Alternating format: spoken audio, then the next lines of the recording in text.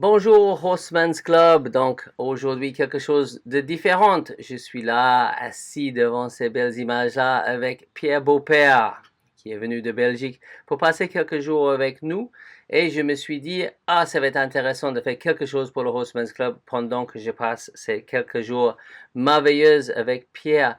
Donc Pierre, tu peux peut-être, pour les gens de Horseman's Club, te présenter un petit peu? Oui, avec plaisir. Je suis Pierre Beaupère, je suis cavalier de dressage, professeur de dressage aussi. Il y a quelques années, j'étais très insatisfait de mon niveau en tant que cavalier. J'avais passé 10 ans à aider beaucoup de cavaliers sur des stages en tant qu'enseignant, et puis finalement, mon niveau de cavalier ne me convenait pas du tout. J'avais pas pu m'investir en tant que cavalier. Et de cette envie d'apprendre et d'évoluer en tant que cavalier, j'ai cherché un moyen de pouvoir m'occuper de moi en tant que cavalier tout en continuant à aider les autres cavaliers à progresser. Et c'est comme ça que j'ai lancé le projet Evolution, qui est le tour du monde de tous les plus grands cavaliers et entraîneurs actuellement en activité qui ont des méthodes éthiques et respectueuses des chevaux. Et l'idée, c'est de prendre cours avec mes chevaux, avec chaque cavalier, et puis de les interviewer pour discuter de ce que les chevaux ont apporté à la vie de tous ces cavaliers.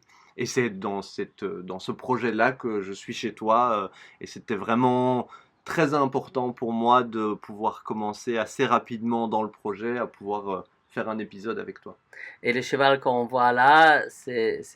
Alors, c'est Top Capiste, un entier Warmblood suédois qui a 12 ans maintenant, que j'ai depuis qu'il a 2 ans. C'est un petit-fils de Jazz. C'est un cheval avec beaucoup de caractère, très étalon, très gentil aussi. Et c'est vraiment le cheval avec lequel j'ai appris le dressage, fait beaucoup d'erreurs, fait beaucoup de tests. Et c'est vraiment un cheval que je connais très bien, qui me connaît très bien aussi, avec lequel j'ai vraiment une très belle relation. Et donc là, on voit, par exemple, une des choses qui m'a intéressé beaucoup dans ce projet de passer un petit peu de temps avec toi, c'était que quelqu'un qui sait comment mettre le cerise sur le gâteau pouvait quand même garder un intérêt dans le gâteau. Et tous les gens Ouais. dans le Horseman's Club savent à quoi je parle. Mais on voit que tu fais des mouvements qui demandent le vrai travail, le travail de deux pistes, les appuyer qu'on a vu là par exemple, et là aussi de passer par la décontraction. Mais est-ce que la décontraction pour toi dans le travail, c'est quelque chose d'important? Oui, parce que tu sais, pour moi, le dressage, tu as deux choix dans le dressage. Ça peut autant être quelque chose d'horrible où le cheval est dans une contrainte permanente, tout autant que pour moi la plus belle connexion qui puisse exister au monde. Et donc, ben, j'ai toujours eu ce besoin de me dire que je voulais pas que faire des beaux mouvements de dressage soit quelque chose qui soit égoïste et juste pour mon propre plaisir. Et le fait que mon cheval fasse ça avec moi, qu'il y prenne une certaine forme de plaisir, et qu'il soit bien dans sa tête et dans son physique, c'était vraiment quelque chose qui était très important pour moi parce que je voulais pas du tout accepter de faire du dressage au détriment du cheval, ni au détriment de son mental, ni au détriment de son physique. Donc régulièrement, le cheval fait quelque chose bien, on déplie le cheval vers le bas et on laisse un moment de décontraction.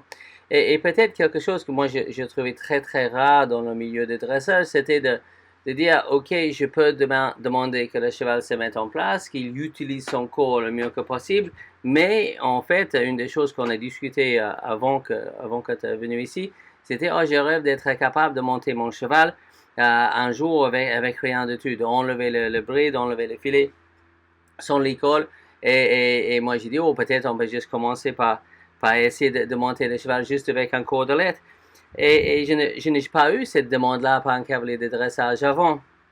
Donc là, on voit que le cheval il galope correctement, il n'y a pas de fuite, il n'y a pas une grosse dose de contrainte, mais quand même, il y a beaucoup de cavaliers qui pouvaient faire ça, mais si on enlève le bride, il n'y a pas grand-chose qui reste et on a travaillé également au sol jusqu'à on a obtenu un bel niveau en liberté ensemble, où on a dit, quand on enlève l'école, la seule chose qui reste, c'est la vérité. Bien sûr, j'ai de la même optique montée que si on pouvait obtenir ces bels mouvements-là, on devrait être capable d'utiliser les outils pour obtenir un bon niveau équestre, comme on voit dans ces vidéos-là.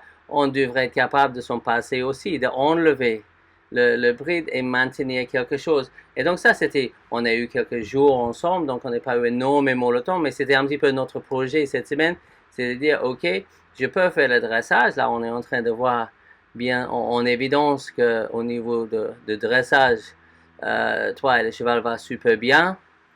Mais est-ce que c'est possible d'avoir ça et aussi enlever les contraintes? Mais pourquoi cette rêve, pourquoi cette envie d'enlever tous les artifices et tester les connexions? Mais c'est ce que je te disais avec le dressage qui peut autant être une horrible forme de contrainte comme pour moi la connexion ultime avec le cheval. Et pour moi, c'est un moyen avant tout de tester cette connexion parce que j'aurais très difficile à me dire que je demande à mon cheval de faire un exercice très difficile dans le dressage si déjà je suis pas sûr qu'il est suffisamment d'accord d'être avec moi que pour rester avec moi quand il n'a pas de licol ou d'être capable de travailler sans la bride et que finalement du coup les rênes deviennent uniquement un moyen de travailler sur son attitude et sur son schéma corporel, mais pas un moyen de le contraindre à faire ce que je veux. Ça, c'est la première chose qui est vraiment importante pour moi. Et la deuxième, c'est qu'effectivement, il y a ce rêve d'enfant de galoper sur une plage en liberté avec mon cheval et justement de ne pas toujours être dans quelque chose qui est quand même très balisé parce que le dressage a quand même des codes et des règles qui sont importantes et ne fût-ce que pour la biomécanique du cheval, c'est très important de rester dans une certaine logique et dans certains codes. Et j'avais envie aussi de pouvoir faire le pendant de ça avec vraiment quelque chose qui soit dans la liberté totale tout en restant dans le contrôle et dans la sécurité avec le cheval. Donc, on a démarré un petit peu notre séance là en disant, bah, montrer un petit peu ce que tu fais déjà avec le cheval. Et après, on va avancer sur autre chose.